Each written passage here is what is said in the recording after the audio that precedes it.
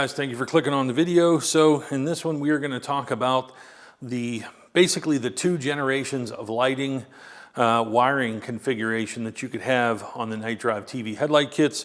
And the main reason I am kind of outlining this for people is it has to do with replacement lights. If you ever have a problem with a halo or something like that, some people have asked, how do I replace the lights? How do they come out? And basically what happens depending on the wiring configuration. So it's going to be important for you to tell me if you have any lighting issue or lighting failure, which wiring configuration you have. In addition, I'm going to also show you how easy it is to change out these lights with the newest configuration that has shipped, I would say, since about, I'm going to roughly say May of 2022. If you received your kit after May of 2022, that should be about the approximate time that you should have ended up with the newer wiring. If not, you came with older wiring, and I'm going to describe it here in the video.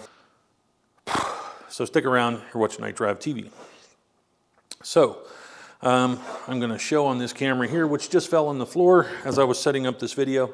Nothing better than getting your videos started and your $3,000 Sony camera just bowls over on the concrete, but it survives and it's still recording.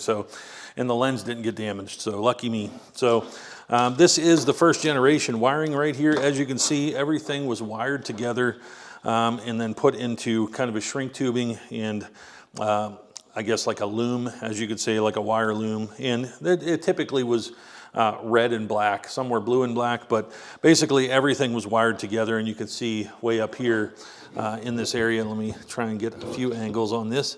I hope you can see that in that camera view. It's a little screen, it's hard for me to see, but basically, yes, you can see it's all one pigtail and things like that. In the interest of reducing production time and making things more modular and replaceable, I then went to this configuration. And as you can see, this is as it comes to you. There is no loom, there is no red and black. And what you will see is there's kind of a Y configuration. They're zip tied together and they have individual connectors. And these individual connectors are the beauty of the modular wiring system. For one, it reduced a ton of time on the production side. It allowed us to scale up the production rate because not everything was being soldered together, shrink wrapped and everything manually. Basically this configuration, these harnesses get done for me by a company. So the beauty of it is, I'm going to show you the way that it's going to work is if you have this single system that has this single pigtail like this, if you were to have a burnout of some sort, what you would have been left with is cutting this wire out and either manually like soldering in a replacement, which I really don't prefer. I would really rather everybody have this modular system. It's very simple in how it's put together.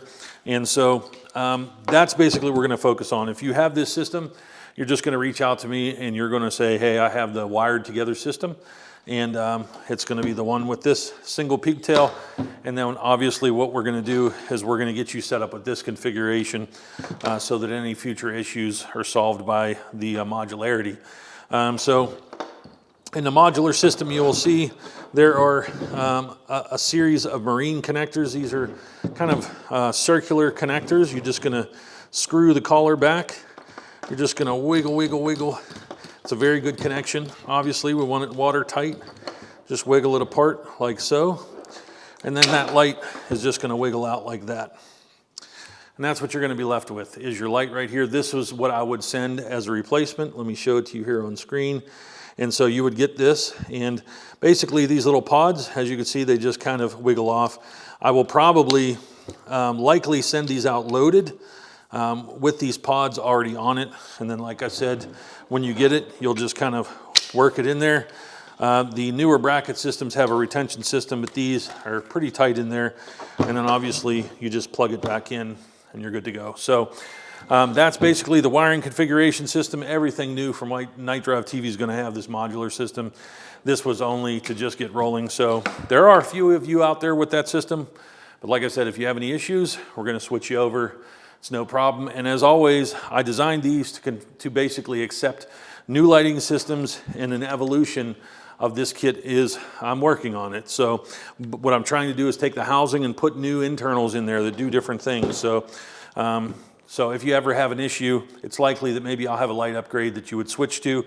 and then that would give you all the new harness system. So that should cover all your questions as it pertains to the wiring of the kits, how to get replacements, and you can always get those replacements on the website.